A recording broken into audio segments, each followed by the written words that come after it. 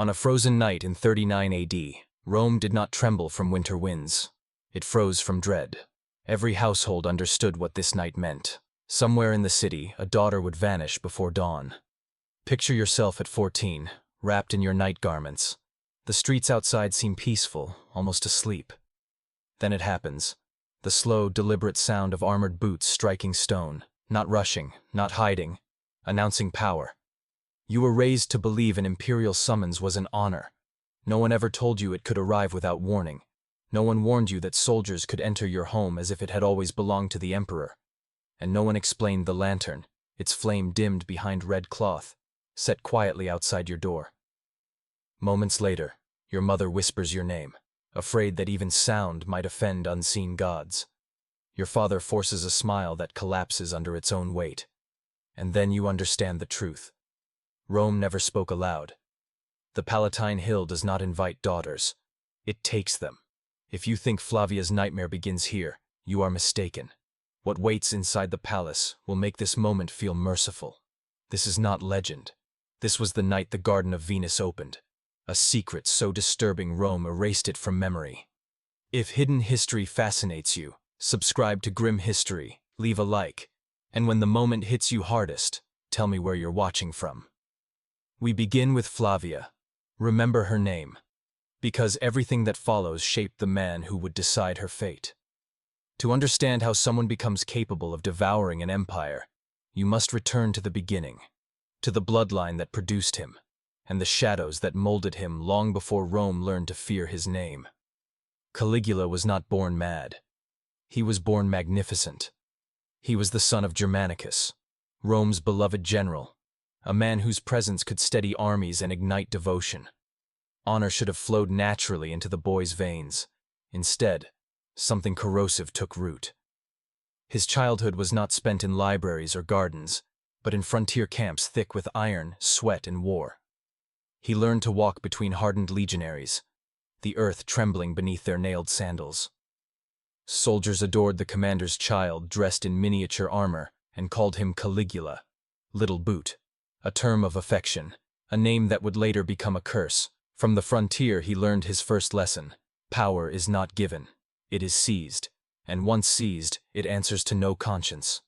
Then came the rupture. Germanicus died under suspicious circumstances. Almost overnight, Caligula's world collapsed. His mother and brothers were exiled, imprisoned, and quietly eliminated. Not by enemies of Rome, but by Rome itself, by Emperor Tiberius. And then came Capri. To the public, Capri was a peaceful retreat. Behind its marble walls, it was something else entirely. A sealed chamber of paranoia and cruelty. Caligula, still young, was forced to live under the gaze of the man who destroyed his family. Capri taught him a second lesson. To survive, you must smile at the man you hate most. For 6 years, he buried his grief, hid his rage, and bowed. And in doing so, something inside him hardened. When Tiberius finally died in 37 AD, the Senate crowned Caligula emperor. Rome erupted in celebration. At first, the hope felt real. Prisoners were freed, informant records destroyed, taxes reduced. The city believed it had been rescued, but the monster was only dormant. Late that year, Caligula fell gravely ill. He hovered between life and death. When he recovered, something essential never returned with him. Standing atop the Palatine Hill, gazing over a city that worshipped him, he realized a terrifying truth. When absolute power is yours, there are no gods above you, only bodies below. From that moment, generosity curdled into obsession. Justice twisted into cruelty. And a new idea began to form. Women of noble blood were no longer people, they were tools. And the first would be taken on a night Flavia had not yet marked as the end of her life. The change did not crash into Rome. It crept, quiet, invisible. Imperial messengers arrived with scrolls sealed in purple. Inside was an order no family could refuse. Send your daughter, not just any daughter, the most beautiful, the most advantageous. Families called it an honor. They knew better. The girls were escorted into a secluded wing of the palace, Caligula named it the Garden of Venus. Flavia crossed its threshold believing she still had agency. That illusion would not survive the night. The place looked like paradise: rose marble, silk bedding, perfumed air, servants who anticipated every breath. Slowly, the truth emerged. The jewels were not gifts. They were restraints. The silks were not clothing. They were exposure. Names were stripped away and replaced with numbers and mockery.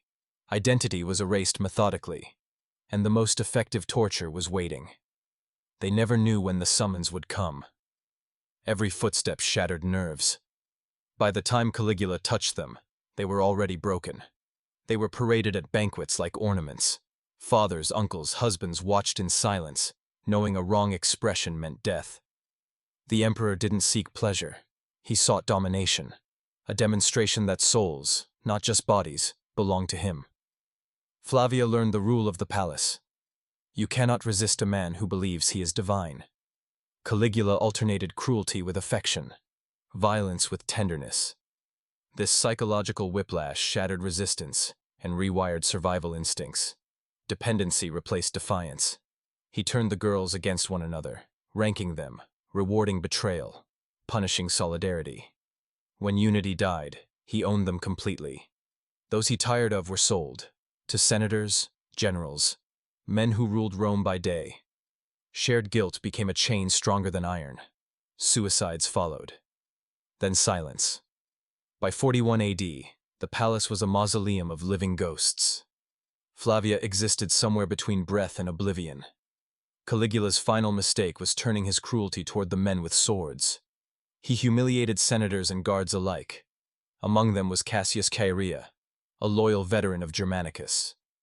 The hatred became survival. In January 41 AD, inside the Cryptoporticus, steel answered madness. Caligula died choking on his own blood, stabbed more than 30 times. The god fell screaming, but freedom did not arrive. The palace descended into chaos. The girls hid, fled, or froze. Claudius was crowned emperor shortly after. His solution was silence. The survivors were returned home with gold, dowries, and a command never spoken aloud. Forget. Rome buried the truth. The girls lived, but not truly.